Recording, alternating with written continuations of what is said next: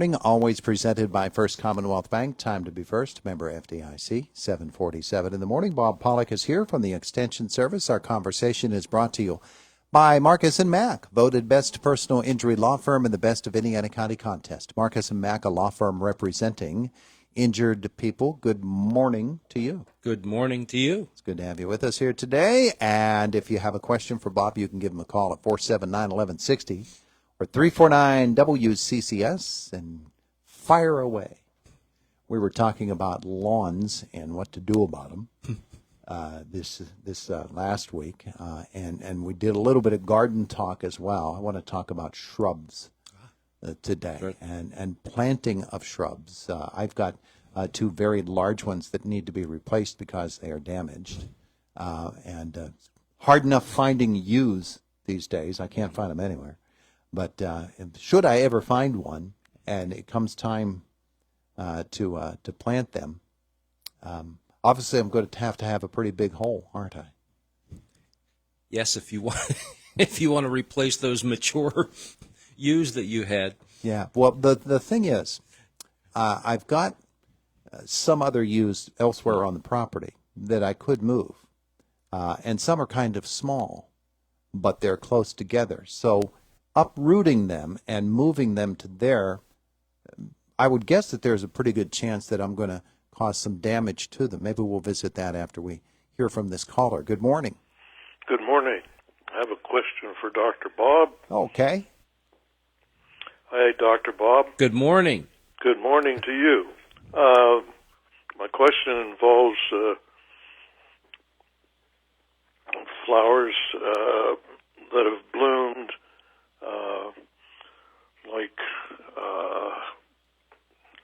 I can't think of the name. The ones that just bloomed. Like daffodils. Tulips or daffodils? Daffodils. Daffodils, yes. And when can we cut the tops back? How long do we need to wait before we can cut the foliage back? Trim the foliage back. So those are bulbs, and right, those are perennial bulbs that we can keep for years. And so it's good to let that foliage die back on its own. Okay. So we've had a pretty decent bloom on those, I think, in most cases, this spring. And then when those blooms drop off, we've got the green foliage that's there. And, there's not a lot of other green foliage. We're just starting to have things come out now. But those plants need to regenerate, put some energy back in those bulbs. Right. So, and they will naturally on their own kind of start to die back, and the leaves will turn brown when they've kind of gone through their cycle, got enough energy back into their root system and into that bulb structure, and then they'll start to die back on their own. And when they've done that, then that's when they start to kind of wilt down. Then you can cut them back. Okay. That way we're kind of maximizing, we're helping ourselves out, we're maintaining those bulbs, we're getting energy back in there so that when because they're going to go for quite a while, months, with no foliage, they disappear, right? The bulbs are still there. They just need to have enough energy and be strong enough to get through the summer, the fall, over winter, and then in the spring send up their flower stems and new leaves again. So if we indulge our natural inclination to mow those babies off right away, then we're depriving them of some essential energy. We are. We're gonna weaken the bulbs because they have to have the leaves there in order to photosynthesize, to make that energy on their own. All right. Thank you for your sage advice, as usual. You're welcome. Thanks for calling in. Alrighty. Hope you're doing well. And, okay, so that was a good question. What was I asking you about? We were talking about moving the shrubs. shrubs. Yeah. And we're kind of past where we want to do that this year. We are. Plants are starting to function more. A month ago, we could have pulled that off really easily. Now, it's not to say you couldn't do it now, But we're going to add even more stress onto that plant by trying to move it now. Okay. Whenever things, so in a nursery situation where we want to dig trees, we want to dig plants, we're trying to get that done. Anything that's growing in the soil that needs to be, essentially it'll be root pruned, dug and ball and burlapped. That needs to be done before that new growth starts to come out, before the buds break. Okay. Or start to open up in the spring.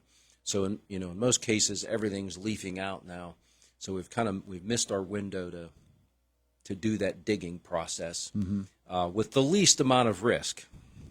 You know, it's not to say, and you're a little cooler up north there, that you couldn't dig that up, and especially if you made a bigger ball, if you were able to dig more out, dig less roots, have a bigger ball, and move that plant, that you couldn't do it.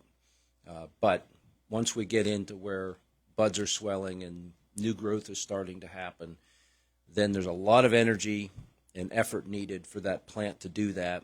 And then if we add in there cutting off roots and that transplant shock that's involved with that, we have a much greater risk that plant will decline. Okay. Not make the move. All right. So if I were to do that, it would probably have to be late fall, early spring. Yeah. Now, once things harden off in the fall, I guess my preferred time to do that would be March, early April, late winter into early spring, when it's still cooler, before any kind of activities occurring in the plant to start it ramping up for the bud swelling and the new leaves come out. Okay. All righty. That's pretty sage. It's 7:54. Dave used the word sage. I like that. Yeah. You are sage here this morning. By the way, can be an herb too. Planting sage. I was gonna say, we were going to go there. We just had to go there eventually. 7:54 right now, and so that was a shrubbery question for you today. And so when you get into that situation and you've had plants that are damaged, if you have other ones that's definitely an option to move them around, dig them and move them. Getting new plants, it can be a challenge to get larger plants now. You might have to go and get smaller plants and wait a little longer for that effect to take place again. It's tough. There's a lot of challenges in the whole system, and we've come through some periods of time where that stuff's gone. It's not available.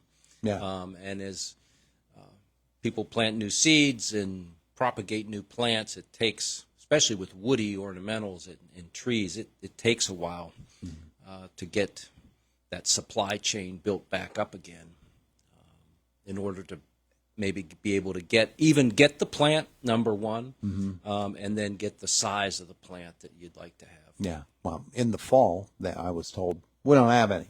Yeah.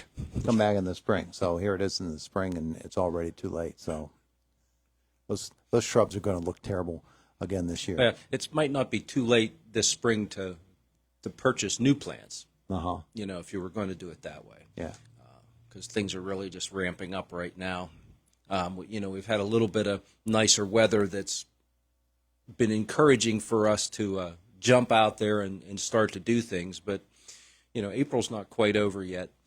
We still, the air's still cooler in most cases. And next week it's going to be in the 40s all week. Yes. Most of the time we want to jump the gun and get things done and get out there and get things planted. And then we get into a cold period or, something. And you look at the weather for the next 10 days. Very cold and very wet. Cooler, not severely cold. I mean, it looks like in most cases the temperatures will be above freezing. But at nighttime, which is okay, but it's going to be really cloudy, wet. Yeah. And we noticed the last couple of days, which were our only days when we actually had sunshine, how quickly the grass adapted and said, all right, let's grow. Yeah. It was just that quick. It was early in the week. It was looking just like we hadn't grown any since mowing last week. And then the sun came out for a couple of days and boom, it shot right up there. Yeah. That's springtime in there. All right. Anything else you need to pass along to folks here this morning? We briefly talked about pollinators. Yeah. Last week. One of the places you can go to look for pollinator plants to see what kind of especially native plants that are available to use as pollinator plants is the Xerces Society, XECE. XERCES. Okay. Yep, XERCES, Xerces.org. Okay. And they actually have lists of plants there for the Mid-Atlantic region, and we kind of spill a little bit into the Great Lakes region, listing of trees and shrubs and flowers that are all natives that can be planted to help encourage pollinators. There you go. We were talking about that last week. We were. Thank you, sir. You're welcome. It is the voice of Indiana County. It's WCCS 101.1 FM AM 1160.